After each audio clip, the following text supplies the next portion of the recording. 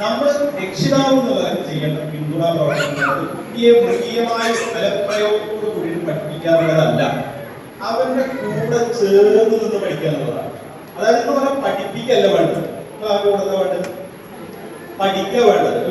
ഒരു സഹപ്രവർത്തകനെ പോലെ അല്ലെങ്കിൽ ഏറ്റവും അടുത്തൊരു സുഹൃത്തിനെ പോലെ നിങ്ങൾ അവരുടെ കൂടെ സഞ്ചരിച്ചാലേ ഇതിനു വേണ്ടിയിട്ട് താല്പര്യത്തോടെ ഒരു കുട്ടിയും, ഞാൻ ഉൾപ്പെടെ നിങ്ങൾ ഉൾപ്പെടെ ഒരു കുട്ടിയും സ്വന്തം ഇഷ്ടപ്രകാരം ഞാനൊന്ന് പഠിക്കാം എന്ന് വിചാരിച്ച് സ്കൂൾക്ക് വരുന്നില്ല. അറിയാം, സ്കൂൾക്ക് വരുന്നില്ല.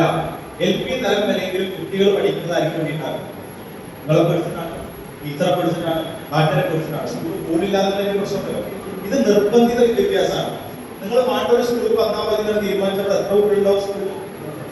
നിങ്ങൾ പോകും, ഞാൻ പോകില്ല. അപ്പൊ കുട്ടികളെ നമ്മൾ നിർബന്ധിച്ചിട്ട് തന്നെയാണ് ചെയ്യുന്നത്, പഠിപ്പിക്കുന്നത്. അതിനേക്കാൾ ഇഷ്ടം കൊടുക്കുക എന്നുള്ളത് നമ്മളുടെ ഒരു ഇതുപോലെയാണ്. ഇതുപോലെ നമ്മളത് അവരോട് കൊടുക്കുന്ന ഒരു സ്നേഹം, അനുകമ്പ ഒക്കെ ഉണ്ടല്ലോ, അതിനനുസരിച്ചാണ് നമ്മളെയൊക്കെ പഠിപ്പിക്കുന്നത്. തച്ചിട്ട് നമ്മളെ തച്ച് പഠിപ്പിക്കേണ്ട തലമുറയായിരുന്നു, സംശയമല്ല. അല്ല, നമുക്ക് കണ്ടിട്ടുണ്ടായിരുന്നു, നമ്മുടെ കയ്യിലിപ്പം അങ്ങനെയായിരുന്നു. പക്ഷെ ഇന്നത്തെ കുട്ടികൾ അങ്ങനെയല്ല. ഇന്നത്തെ കുട്ടികൾ നമ്മളെക്കാൾ ഫിസിക്കലി മെന്റലി ഒക്കെ മെച്ചപ്പെട്ട ഒരു സാഹചര്യത്തിൽ നിലനിൽക്കുന്ന ആളുകളാണ്.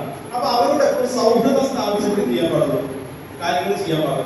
ബലായിട്ട് നിങ്ങൾക്ക് അവരെ കൊണ്ട് ചിലപ്പോൾ പിടിച്ചു നിർത്താൻ പറ്റും. എത്ര കാലം അവർ സ്വന്തമായിട്ട് ഇൻഡിപെൻഡന്റ് ആകുന്നത് വരെ. അത് കഴിഞ്ഞാൽ അവരുടെ പണി നോക്കിപ്പോകും. കാരണം അവരുടെ അത്രയും സ്കില്ലാണുള്ളത് കുട്ടികൾ. അപ്പൊ അവരുടെ അനുകമ്പയോട് കൂടി സ്നേഹത്തോട് കൂടിയിട്ട് നമ്മൾ ചെയ്യാൻ പറ്റുള്ളൂ, മുന്നോട്ട് പോകാൻ പറ്റുള്ളൂ.